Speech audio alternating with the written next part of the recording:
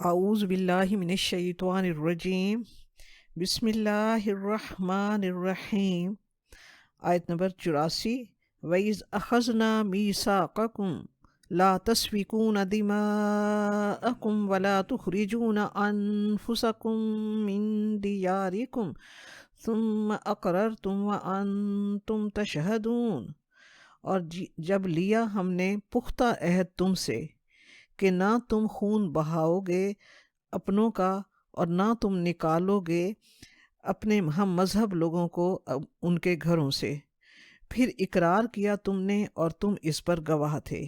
آیت نمبر 85 کو ہم ساتھ لیں گے۔ ثم انتم ہؤلاء تقتلون انفسکم وتخرجون فریقا منکم من دیارہم۔ پھر تم وہ لوگ ہو کہ تم قتل کر ڈالتے ہو اپنے ہی ہم مذہب لوگوں کو، اور تم نکال دیتے ہو ایک گروہ کو اپنوں میں سے ان کے گھروں سے۔ تظاہرون علیہم بالاسم والعدوان، اور تم ان پر غلبہ پاتے ہو گناہ اور زیادتی کے ساتھ، وَإِن يَأْتُوكُمْ أُسَارَىٰ تُفَادُوهُمْ وَهُوَ مُحَرَّمٌ عَلَيْكُمْ إِخْرَاجُهُمْ، اور اگر وہ آ جائیں تمہارے پاس قیدی بن کر تو تم بدلہ دے کر چھڑاتے ہو انہیں، اور وہ حرام کیا گیا ہے تم پر ان کا نکالنا، حالانکہ تم پر ان کا نکالنا حرام کیا گیا تھا۔ أَفَتُؤْمِنُونَ بِبَعْضِ الْكِتَابِ وَتَكْفُرُونَ بِبَعْضٍ، کیا تم کتاب کے بعض حصوں کو مانتے ہو اور بعض حصوں کا انکار کرتے ہو؟ فَمَا جَزَاءُ مَن يَفْعَلُ ذَلِكَ مِنكُمْ إِلَّا خِزْيٌ فِي الْحَيَاةِ الدُّنْيَا وَيَوْمَ الْقِيَامَةِ يُرَدُّونَ إِلَىٰ أَشَدِّ الْعَذَابِ وَمَا اللَّهُ بِغَافِلٍ عَمَّا تَعْمَلُونَ۔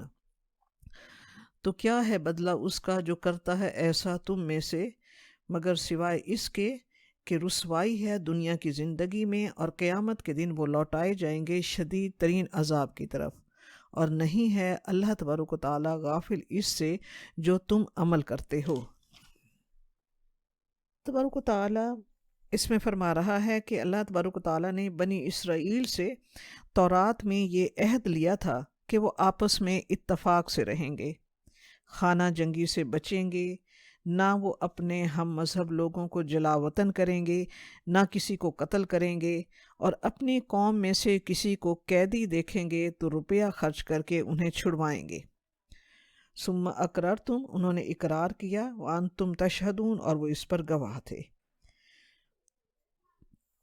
اس آیت کو سمجھنے سے پہلے ہم مدینہ منورہ کے ماحول پر ایک نظر ڈالتے ہیں۔ مدینہ منورہ میں انصار کے دو قبیلے جب آپ صلی اللہ علیہ وآلہ وسلم ہجرت کر کے وہاں پہنچے، اس وقت مدینہ منورہ میں انصار کے دو قبیلے اوس اور خزرج وہاں آباد تھے، اور یہود کے تین قبائل بنو قریظہ، بنو نذیر اور بنو قینقاع آباد تھے۔ اوس اور خزرج میں ہمیشہ عداوت رہتی تھی اور ان میں جنگیں چلتی رہتی تھی۔ یہود کے قبیلہ بنو قینقاع اور بنو نذیر نے خزرج کے ساتھ میثاق کر لیا، بھائی چارے کا عہد کر لیا، اور بنو قریظہ نے انصار کے قبیلہ اوس کے ساتھ اپنا بھائی چارے کا عہد کر لیا۔ اب جب اوس اور خزرج کے قبائل آپس میں کسی بات پر ان میں جنگ چھڑ جاتی تو یہود قبائل بھی اپنے حلیف قبیلے کی طرف سے جنگ میں حصہ لیتے۔ اس طرح یہود قبائل بھی میدان جنگ میں ایک دوسرے کے مد مقابل ہوتے، دونوں طرف کے یہودی ایک دوسرے کے ہاتھوں مارے جاتے، موقع ملنے پر وہ ایک دوسرے کے گھروں کو اجاڑتے بھی، جلا وطن بھی کرتے اور جائیداد پر قبضہ بھی کر لیتے، اور جب لڑائی یا جنگ ختم ہو جاتی تو مد مقابل یہود کے جو افراد قیدی بن کر ان کے پاس آتے تو انہیں اور جب جنگ ختم ہو جاتی تو مد مقابل یہود کے جو افراد قیدی ہو جاتے انہیں وہ فدیہ دے کر چھڑاتے اور کہتے کہ تورات میں رب کریم نے ہمیں یہ حکم دیا ہے کہ تمہارے بھائی بندے جب قید ہو جائیں تو انہیں فدیہ دے کر چھڑواؤ۔ اللہ تبارک و تعالیٰ فرماتا ہے افتؤمنون ببعض الکتاب وتکفرون ببعض، رب فرماتا ہے کہ تم تورات کے بعض احکام کو مانتے ہو اور بعض کو نہیں مانتے۔ اللہ تبارک و تعالیٰ نے تو تم سے تورات میں 4 عہد لیے تھے، کہ ایک تو یہ کہ ایک دوسرے کا خون نہ بہانا، دوسرا یہ کہ جلا وطن نہ کرنا اپنے ہم مذہبوں کو، اور تیسرا یہ کہ ایک دوسرے پر زیادتی نہ کرنا، اور چوتھا یہ کہ قیدی بھائیوں کو فدیہ دے کر چھڑوانا۔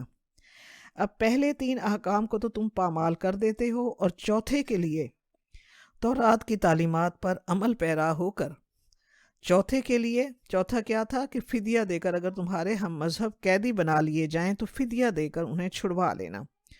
تو چوتھے اس حکم کے لیے تم تورات کی تعلیمات پر عمل پیرا ہو کر، واز کر کے، چندے کی اپیلیں کر کے اپنے قیدی بھائیوں کو چھڑواتے ہو۔ رب کریم فرما رہا ہے افتؤمنون ببعض الکتاب وتکفرون ببعض، کیا تم تورات کے یا اللہ کی کتاب کے ایک حصے کو مانتے ہو اور دوسرے حصے کو سے انکار کرتے ہو؟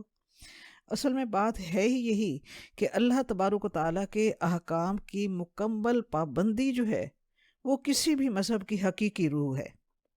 وہ جب مد نظر نہیں ہوتی تو انسان جو ہے اس کتاب پر صرف برائے نام عمل کر رہا ہوتا ہے۔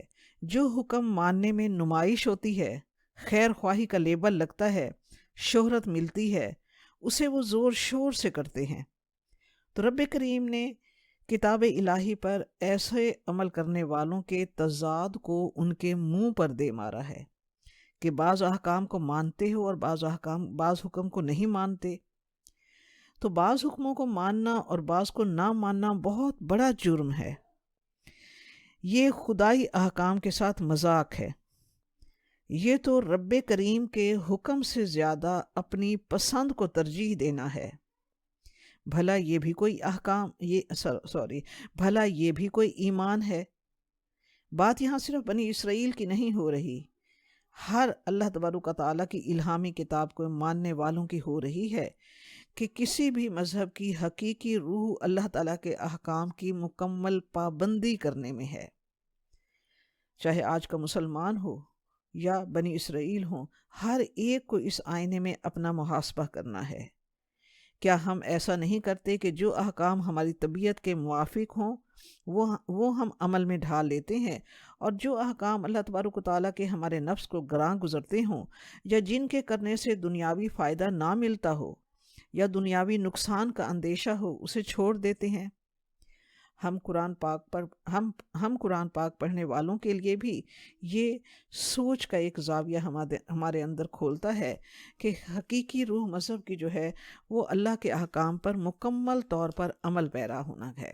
تو رب کریم فرماتا ہے کہ جو ایسا کرتا ہے اس کی سزا کیا ہے؟ فما جزاء من یفعل ذلک منکم، تو کیا اس کی جزا یا کیا اس کی سزا یا کیا اس کا بدلہ ہوگا جو ایسا کرے کہ اپنی مرضی کے اللہ کے احکام کو اپنی زندگی میں اپنا لے، اور جس چیز پر دل نہ چاہے اللہ کے ان احکام سے وہ بالکل چشم پوشی کر کے اس کو انسنا کر دے۔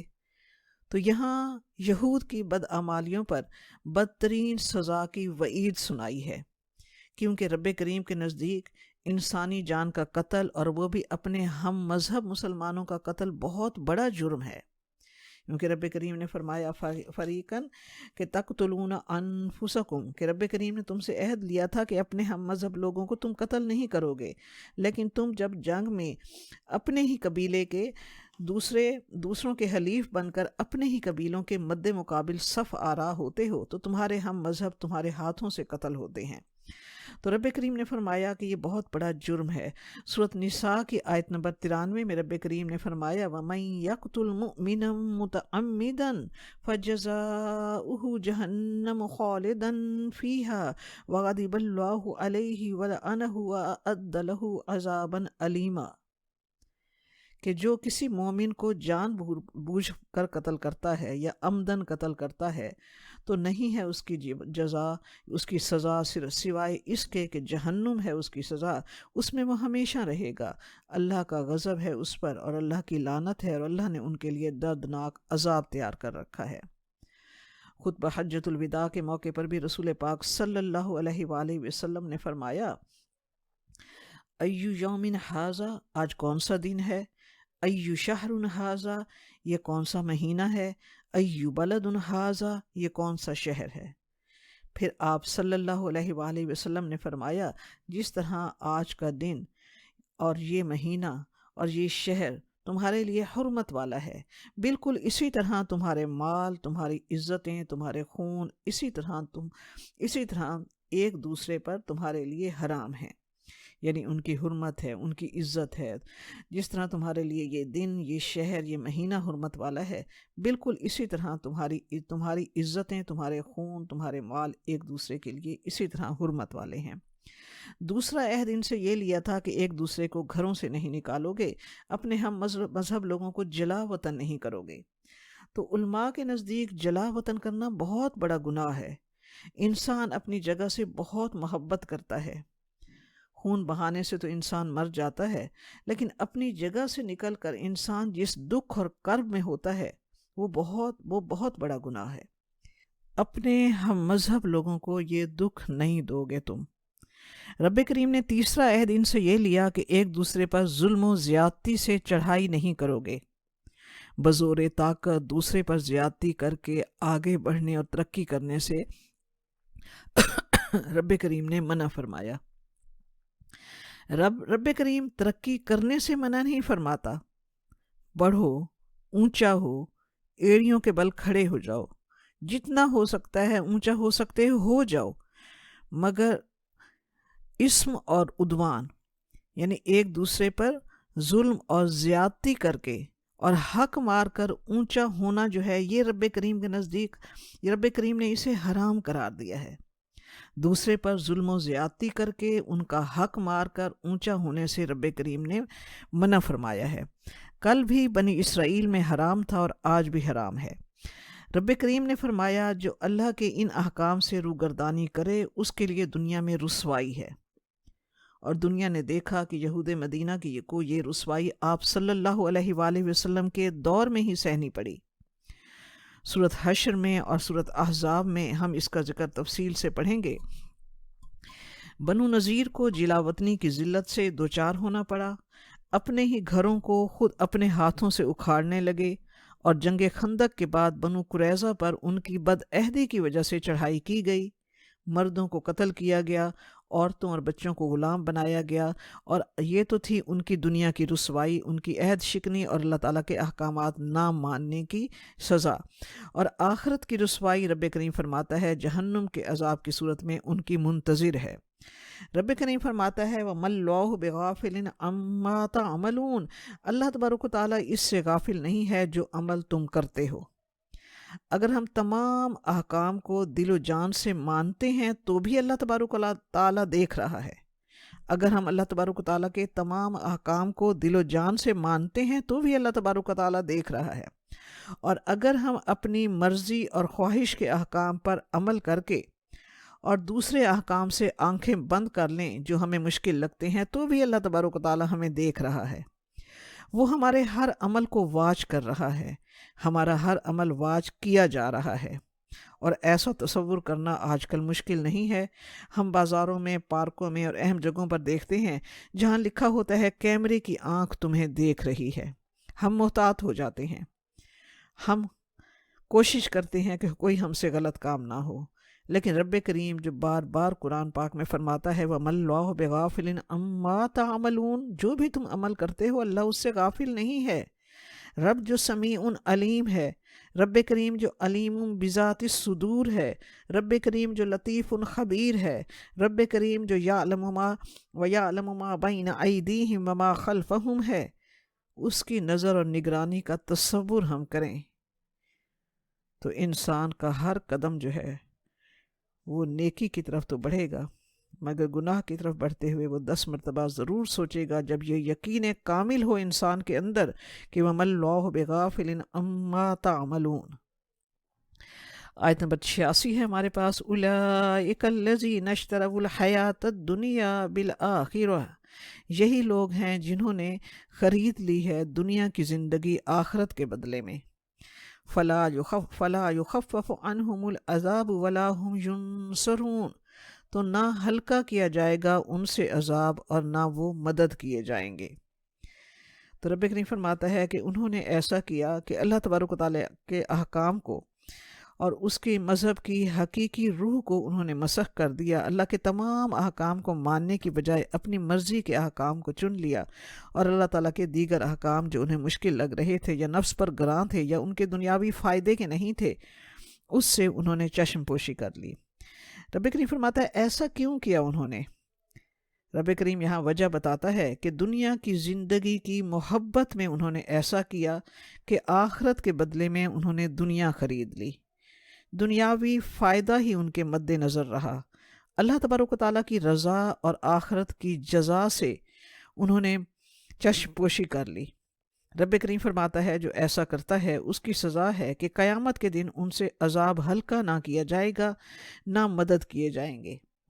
ایک تو اس سے یہود کے اس نظریے کا بھی رد ہوتا ہے کہ وہ کہا کرتے تھے لن تمسنا النار الا ایاما معدودہ، کہ اگر ہمیں عذاب بھی ہوا تو چند روز مشکل سے ہوگا، پھر عذاب ہلکا ہو جائے گا۔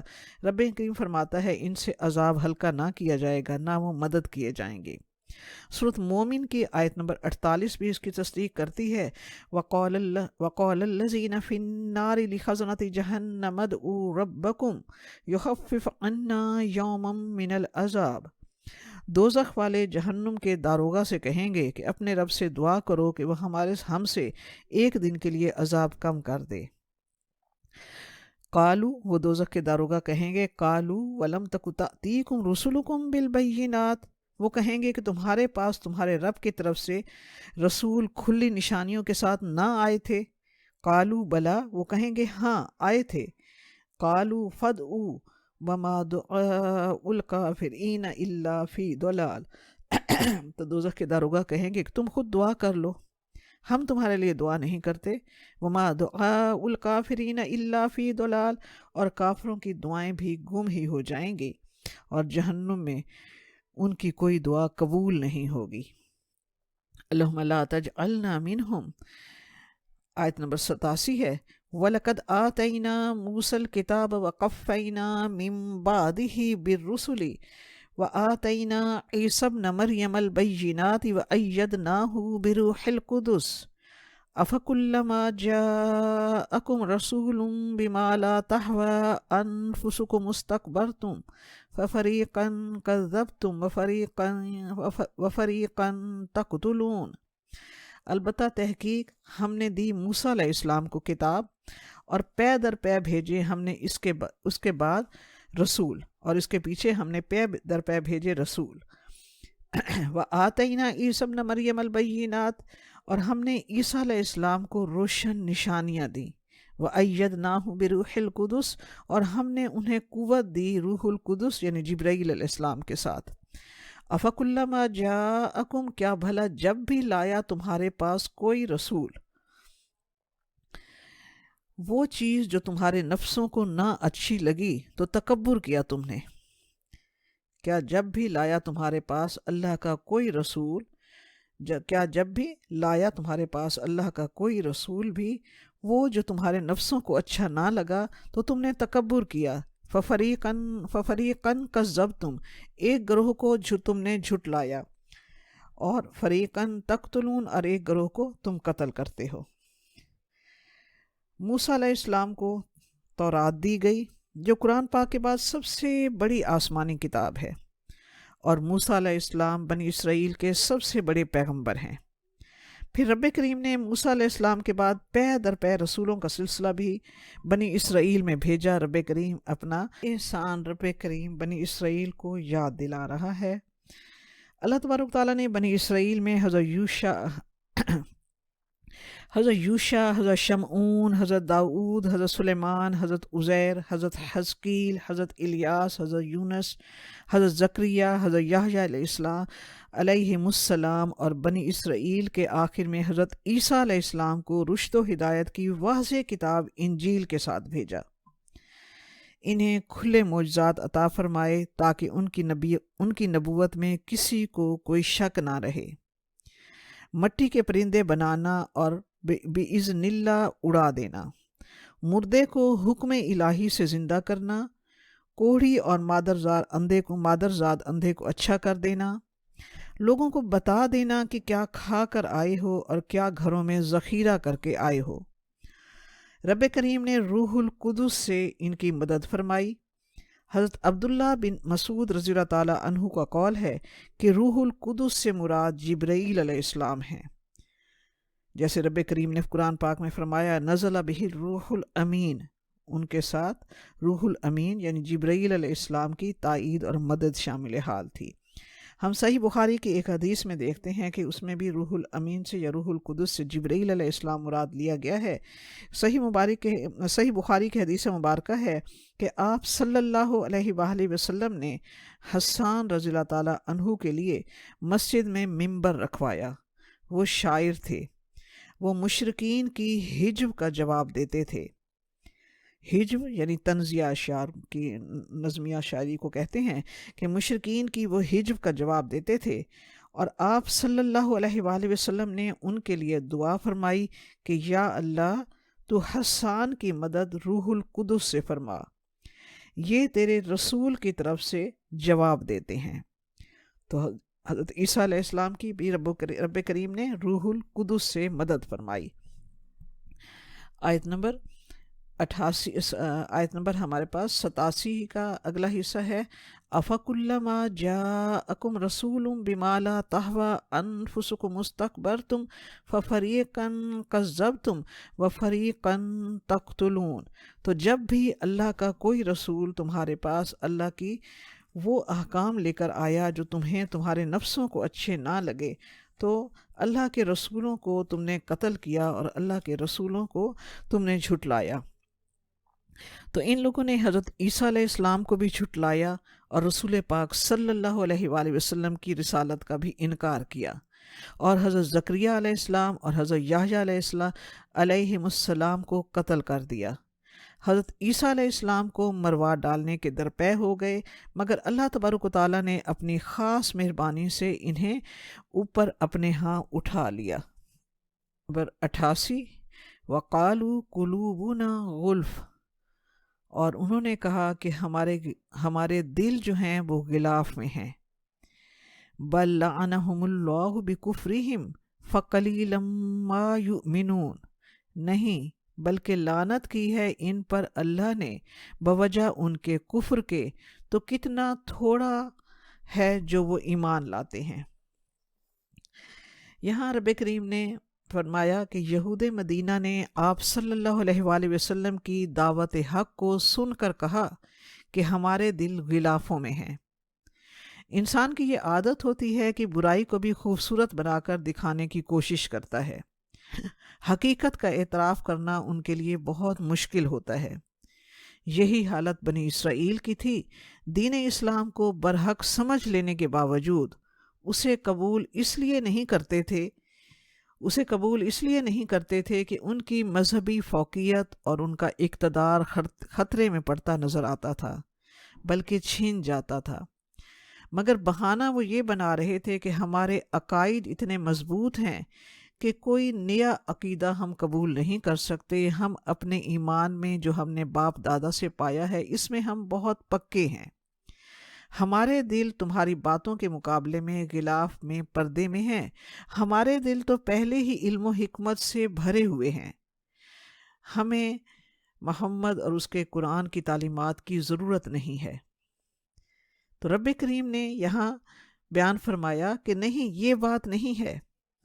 بل لعنہم اللہ بکفرہم فقلیلا ما یؤمنون، بلکہ بات اصل میں یہ ہے کہ رب تعالیٰ نے ان کی اس ہٹ دھرمی کا پردہ چاک کرتے ہوئے فرمایا کہ اسلام کا پیغام سننے سے انکار کی یہ وجہ نہیں ہے جو وہ بیان کر رہے ہیں، بلکہ وجہ یہ ہے کہ اللہ تبارک و تعالیٰ نے ان کے کفر اور ان کے انکار کی وجہ سے ان پر لعنت کی ہے۔ اللہ تبارک و تعالیٰ نے ان کے کفر اور ان کے انکار کی وجہ سے ان پر لعنت کی ہے، جیسے جس نے طے کر لیا ہو کہ حق سننا ہی نہیں، ہدایت قبول کرنی ہی نہیں، تو اللہ تبارک و تعالیٰ انہیں اپنی رحمت سے دور کر کے ان سے ایمان کی توفیق چھین لیتا ہے۔ جب حق سننا اچھا نہ لگے، جب ہدایت کی بات دل کے دروازے کو نہ کھٹکھٹائے، تو سمجھ لو کہ رب نے اپنی رحمت سے خود دور کر دیا ہے۔ آخر میں رب کریم فرماتا ہے فَقَلِيلًا مَا يُؤْمِنُونَ، کتنا تھوڑا وہ ایمان لاتے ہیں۔ تو ایک علماء نے مفسرین نے اس سے ایک مطلب تو یہ لیا ہے کہ ان میں سے بہت کم لوگ ہیں جو ایمان لائے ہیں، اور جیسے حضرت عبداللہ بن سلام اور ان کے عقیدت مند علماء، ان کے عقیدت مند گروہ، یعنی بنی اسرائیل میں سے بہت کم لوگ ہیں جو ایمان لائے ہیں۔ مفسرین نے اس کا دوسرا مفہوم یہ لیا ہے کہ وہ بہت تھوڑا ایمان لاتے ہیں، یعنی اللہ تعالیٰ کی کتاب پر بہت تھوڑا ایمان لاتے ہیں، کمزور ایمان ہے، ایمان پورا مکمل ان کے دلوں میں داخل نہیں ہوا۔ ایمان زیادہ ہو تو اندر کا میل کچیل دھل جاتا ہے۔ یاد رکھے ایمان کی حرارت ہوتی ہے، ایمان کی حرارت اندر کا میل صاف کر دیتی ہے۔ جیسے ہم حج پر جائیں یا جیسے ہم علم دین کی محفل میں ہوں یا نیک لوگوں کی صحبت میں ہوں تو ایمان کا لیول بڑھ جاتا ہے کہ دعوت سننا اور حق قبول کرنا ہمیں بہت اچھا لگتا ہے۔